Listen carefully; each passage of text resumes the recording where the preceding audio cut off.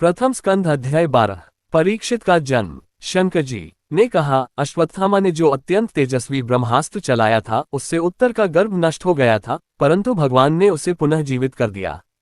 उस गर्भ से पैदा हुए महाज्ञानी महात्मा परीक्षित के, जिन्हें शुकदेव जी ने ज्ञानोपदेश दिया था, जन्म, कर्म, मृत्यु और उसके बाद जो गति उन्हें प्राप्त हुई, वह सब यदि आप ठीक समझे तो कहें, हम लोग बड़ी श्रद्धा के साथ सुनना चाहते हैं। सूत जी ने कहा, धर्मराज युधिष्ठिर अपनी प्रजा को प्रसन्न रखते हुए पिता के समान उसका पालन करने लगे।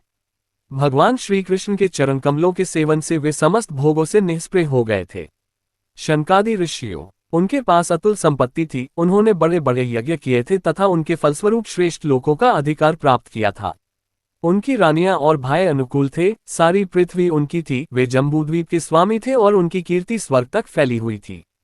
उनके पास भोग की ऐसी सामग्री थी जिसके लिए देवता लोग भी लालायित रहते हैं, परंतु जैसे भूखे मनुष्य को भोजन के अतिरिक्त दूसरे पदार्थ नहीं सुहाते, वैसे ही उन्हें भगवान के सिवा दूसरी कोई वस्तु सुख नहीं देती थी। शंकर जी, उत्तरा के गर्भ में स्थित वह वीर शिशु परीक्षित जब अश्वत्थामा के ब्रह्मास्त्र के तेज से जलने लगा, तब उसने देखा कि उसकी आंखों के सामने एक ज्योतिर्मय पुरुष है। वह देखने में तो अंगूठे भर का है, परंतु उसका स्वरूप बहुत ही निर्मल है। अत्यंत सुंदर श्याम शरीर है, बिजली के समान चमकता हुआ पीतांबर धारण किए हुए है, सिर पर सोने का मुकुट झिलमिला रहा है। उस निर्विकार पुरुष के बड़ी ही सुंदर लंबी लंबी 4 भुजाएं हैं। कानों में तपाए हुए स्वर्ण के सुंदर कुंडल है, आंखों में लालिमा है, हाथ में लूके के समान जलती हुई गदा लेकर उसे बार बार घुमाता जा रहा है और स्वयं शिशु के चारों ओर घूम रहा है। जैसे सूर्य अपनी किरणों से कोहरे को भगा देते हैं, वैसे ही वह उस गदा के द्वारा ब्रह्मास्त्र के तेज को शांत करता जा रहा था। उस पुरुष को अपने समीप देखकर वह गर्भस्थ शिशु सोचने लगा कि यह कौन है। इस प्रकार उस 10 मास के गर्भस्थ शिशु के सामने ही धर्म रक्षक अप्रमेय भगवान श्री कृष्ण ब्रह्मास्त्र के तेज को शांत करे वहीं अंतर्धान हो गए। तदनंतर अनुकूल ग्रहों के उदय से युक्त समस्त सद्गुणों को विकसित करने वाले शुभ समय में पांडु के वंशधर परीक्षित का जन्म हुआ। जन्म के समय ही वह बालक इतना तेजस्वी दिख पड़ता था, मानो स्वयं पांडु ने ही फिर से जन्म लिया हो। पौत्र के जन्म की बात सुनकर राजा युधिष्ठिर मन में बहुत प्रसन्न हुए। उन्होंने धौम्य, कृपाचार्य आदि ब्राह्मणों से मंगल वाचन और जातकर्म संस्कार करवाए। महाराज युधिष्ठिर दान के योग्य समय को जानते थे। उन्होंने प्रजातीरथ नामक काल में अर्थात नाल काटने के पहले ही ब्राह्मणों को सुवर्ण, गौ, पृथ्वी, गांव, उत्तम जाति के हाथी घोड़े और उत्तम अन्न का दान दिया। ब्राह्मणों ने संतुष्ट होकर अत्यंत विनयी युधिष्ठिर से कहा, पुरुषवंश शिरोमणे, काल की दुर्निवार गति से यह पवित्र पुरुवंश मिटना ही चाहता था, परंतु तुम लोगों पर कृपा करने के लिए भगवान विष्णु ने यह बालक देकर इसकी रक्षा कर दी, इसीलिए इसका नाम विष्णुरात होगा। निस्संदेह ये बालक संसार में बड़ा यशस्वी, भगवान का परम भक्त और महापुरुष होगा।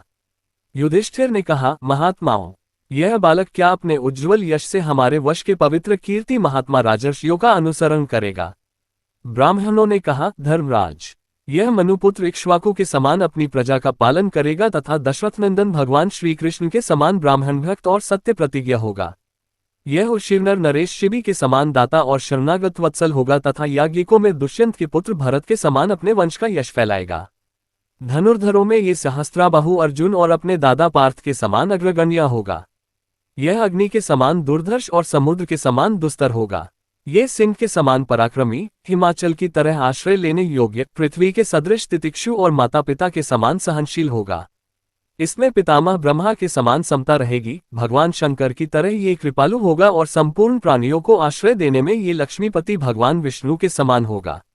ये समस्त सद्गुणों की महिमा धारण करने में श्री कृष्ण का अनुयायी होगा। रंतिदेव के समान उदार होगा और ययाति के समान धार्मिक होगा। धैर्य में बलि के समान और भगवान श्री कृष्ण के प्रति दृढ़ निष्ठा में ये प्रहलाद के समान होगा। ये बहुत से अश्वमेध यज्ञों का करने वाला और वृद्धों का सेवक होगा। इसके पुत्र राजर्षि होंगे। मर्यादा का उल्लंघन करने वालों को ये दंड देगा। ये पृथ्वी माता और धर्म की रक्षा के लिए कलियुग का भी दमन करेगा। ब्राह्मण कुमार के शाप से तक्षक के द्वारा अपनी मृत्यु सुनकर यह सबकी आसक्ति छोड़ देगा और भगवान के चरणों की शरण लेगा। राजन, व्यासनंदन सुखदेव जी से यह आत्मा के यथार्थ स्वरूप का ज्ञान प्राप्त करेगा और अंत में गंगा तट पर अपने शरीर को त्याग कर निश्चय ही अभयपद प्राप्त करेगा। ज्योतिषशास्त्र के विशेषज्ञ ब्राह्मण राजा युधिष्ठिर को इस प्रकार बालक के जन्म लग्न का फल बताकर और भेंट पूजा लेकर अपने अपने घर चले गए।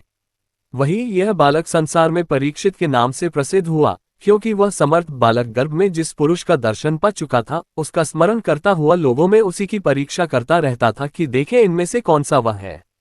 जैसे शुक्ल पक्ष में दिन प्रतिदिन चंद्रमा अपनी कलाओं से पूर्ण होता हुआ बढ़ता है, वैसे ही वह राजकुमार भी अपने गुरुजनों के लालन पालन से क्रमशः अनुदिन बढ़ता हुआ शीघ्र ही सयाना हो गया।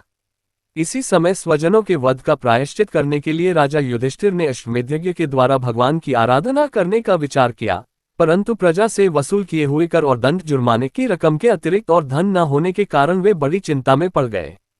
उनका अभिप्राय समझकर भगवान श्री कृष्ण की प्रेरणा से उनके भाई उत्तर दिशा में राजा मरुत और ब्राह्मणों द्वारा छोड़ा हुआ एक बहुत सा धन ले आए। उससे यज्ञ की सामग्री एकत्र करके धर्मभीरु महाराज युधिष्ठिर ने 3 अश्वमेध यज्ञों के द्वारा भगवान की पूजा की। युधिष्ठिर के निमंत्रण से पधारे हुए भगवान ब्राह्मणों द्वारा उनका यज्ञ संपन्न कराकर अपने सुहृद पांडवों की प्रसन्नता के लिए कई महीनों तक वहीं रहे। शंकर जी। इसके बाद भाइयों सहित राजा युधिष्ठिर और द्रौपदी से अनुमति लेकर अर्जुन के साथ यदुवंशियों से घिरे हुए भगवान श्री कृष्ण ने द्वारका के लिए प्रस्थान किया।